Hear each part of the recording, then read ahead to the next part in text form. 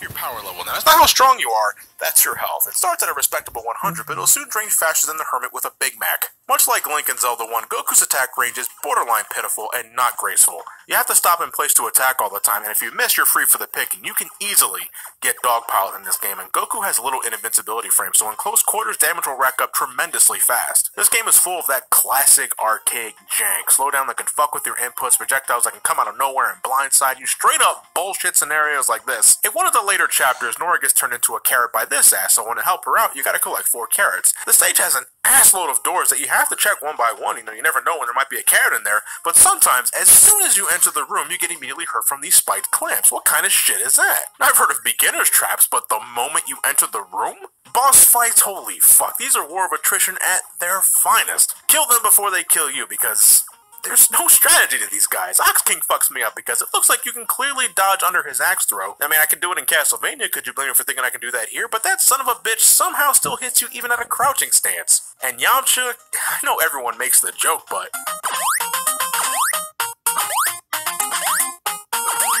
the next time someone asks you what Yamcha's spirit animal is, you don't say wolf, you say Toad Man. When you die, you can choose to continue from the title screen to start at the beginning of the chapter you died in, so the game's at least merciful there, until after Chapter 6. When you beat Emperor Pilaf's robot, you get to summon the dragon and make a wish. There's 4 total wishes here, too. You can animate the title screen if you want, alright? You can get a split-second glimpse of the upcoming stages, and it's really a split second. Check this out.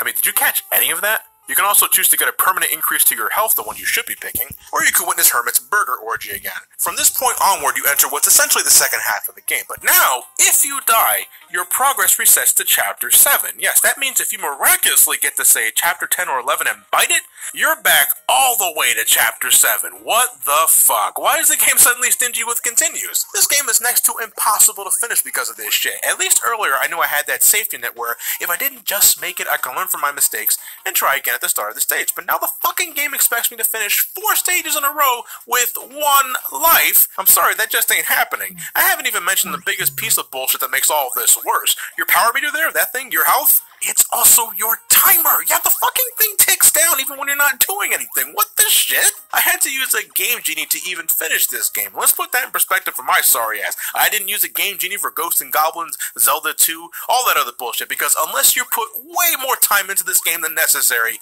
you're not finishing it. There's too much up to chance after Chapter 6. Enemy behavior, item drops to keep you alive, your goddamn health. This requires damn near perfect play so that you don't take too much damage and don't waste too much time, because again, your health is also your fucking timer. The Dragon Ball was dropped hard on this one. I mean, at least before the game was somewhat playable, then they just said, fuck it. So you know what? Fuck you too, game. I can bend the rules as well, bitch. Now, to the person who donated this game to me, nevertheless, I do appreciate it. You know, bullshit or not, it was cool to experience the first Dragon Ball game released here in the West, but for now, I think I'll just stick to the fighting games. Speaking of, holy shit, Fighter Z is almost here. You bet your ass I'm going to be playing the hell out of that game. And if I can, I'll even try to squeeze a review in when I get the chance. I've been looking forward to this for months, and it's been a while since I looked at Dragon Ball Z fighting games ever since I did the Budokai series. But that will be for a later time. What, is this marathon suddenly being sponsored by Crunchyroll? Alright, well, next time I'll see you guys with Shonen Jump's Naruto Clash of Ninja.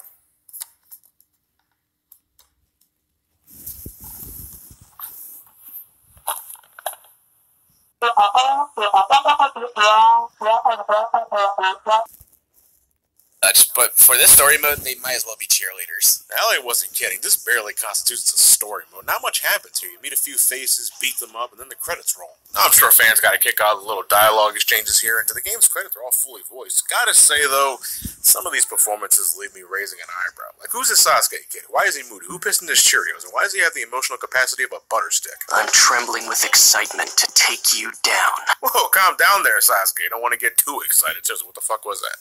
I'm 1 step closer to becoming Hokage! Believe it! Jesus Christ, this kid sure loves saying believe it a whole lot. Yeah, you're about 10 years late on that observation there, John. Well, it's like I don't watch the fucking show, goddammit. Is it a catchphrase of his or something? Let's just head into the actual fighting game here. I will say, at first, I wasn't seeing the appeal. It felt clunky, not what I was expecting. I don't play a whole lot of fighting games in the GameCube, admittedly, besides Smash Bros. And Soul Calibur, so I wasn't sure how the button layout was going to work here. The B button is used for combos and such, while the big fat A button is primarily used for projectiles, something almost every character shares. Projectiles themselves don't do a lot, but in classic fashion, they're good for keeping your opponent at a certain distance. The Y button is your basic grab, you know, in case your opponent is a little too block happy. It's a weird fucking grab though, like you grab your opponent and toss them high into the air and they get a lot of hang time. It looks so awkward. Am I supposed to follow with an air combo of some sort? Are those even in this game, like the Capcom Versus series? Not really. Most of your combo game is on the ground, and there isn't much in that. You have the B button combos, and you have another combo you can use by chaining together the B and A buttons at certain times. Clash of Ninja isn't the most technical fighter out there, but on the flip side, this also makes the game easy to pick up and understand. Yeah, I'll agree to that. I didn't quite get it at first, but once I understood the workarounds and limitations of the fighting mechanics, I was able to adjust. Every character has a special meter they can spend on a super attack, which is very easy to execute, by the way. You just press the X button. But they only have one special attack, so yeah, it gets kind of annoying after a bit. But if you're more of a defensive player, you can instead spend that gauge on this ninjutsu teleportation shit to simultaneously avoid attacks and sneak up on your opponent. Using these to your advantage can make the battles pretty fast-paced and visually exciting. You can even get the surprise on your opponent with counterattacks, reminding me a bit of Dead or Alive. I need to get back to the series one day. And hold the fucking phone, did I just transform into a girl? The fuck's that about? You've been on the internet for how many years? Just saying, without the context, it's sort of a what the fuck sort of thing. You have to realize that, Elliot. I can say now, just for comparison's sake, I think this does a better job than, say, the original Dragon Ball Z Budokai, as far as early anime fighters go.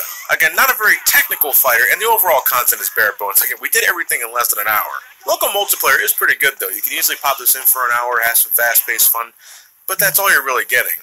This hasn't convinced me to give Naruto a shot as a series. If that was the intention, I'm sorry to say, I'm still not very interested, but at least I can say my time wasn't entirely wasted here. Well, there wasn't much time to waste. Again, we did everything in less than an hour. True. That's very true. I know you're not convinced, but as I'm sure people on your Twitter page have told you, the other games after this are much better at fighting mechanics and content. And I don't doubt that for a second. It's always a hard sell for me when I'm not very interested in the licensed property from the start. That said, I have gotten a number of anime games as donations throughout the past year, so for the sake of shaking things up for this current marathon, I think I'll leave those for a separate anime marathon. That way you guys can vent your frustrations towards me for my lack of anime knowledge. You sound like you're looking forward to that. There are many things to look forward to. But thanks for the assistance, by the way. I do appreciate it. In fact, I'll let you choose the next game for my Donators Marathon. Let me dig in there. This thing's dusty as shit. Reach into the damn box. Okay, jeez. Here we go. Okami. Yeah, I've heard of that one before. So have I. Well, it looks like I'll finally see what I've been missing out on next time for the Donators Marathon. With that said, thank you all for watching. Have yourselves a fantastic night, and take... Jesus fucking Christ!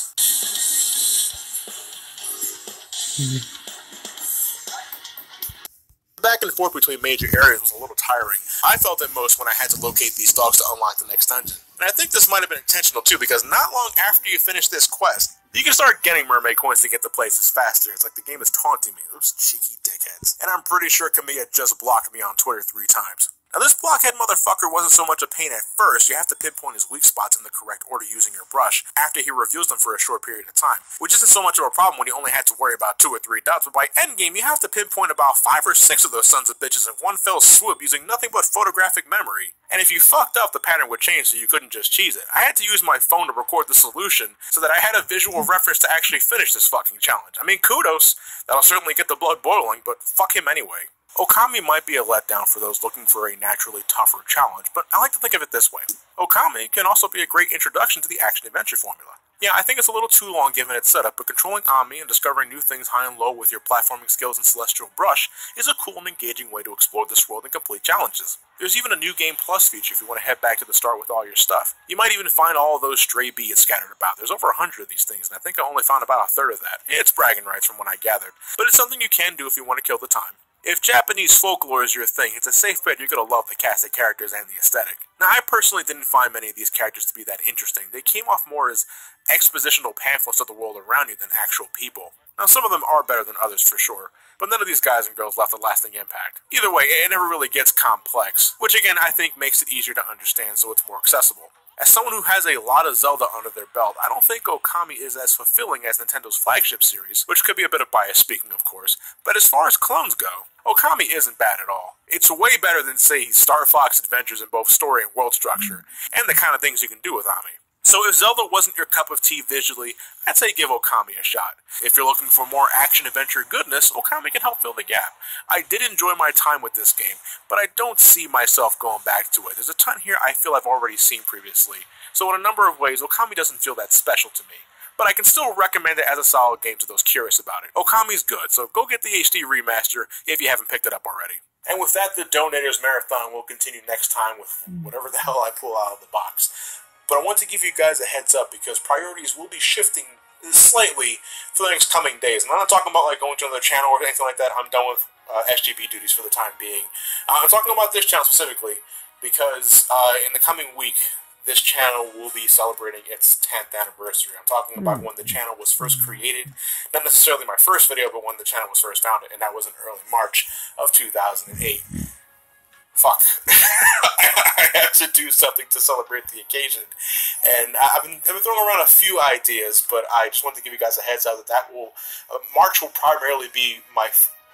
I'll be focusing on the 10th anniversary of this channel, and I don't know, I got a few things in my head that I want to work with. Maybe do like a viewer's choice review of a game you guys really want me to look at. But feel free in the comment section if you want me to look at something particular. Maybe I'll review the game that has like the most likes or some shit like that. Who knows? It's channel turns 10. Gotta celebrate that. Thanks again for helping me get this far. No, I'm gonna be bleeding my heart out like for the entirety of March with whatever I do. So I'll save it for then. Won't waste too much of your time. For the end of this video, this was an Okami review. So that said, thank you all for watching. Have yourselves a fantastic... I really should have my cup for this. Yeah, here it is. Have yourself a fantastic night, and take care.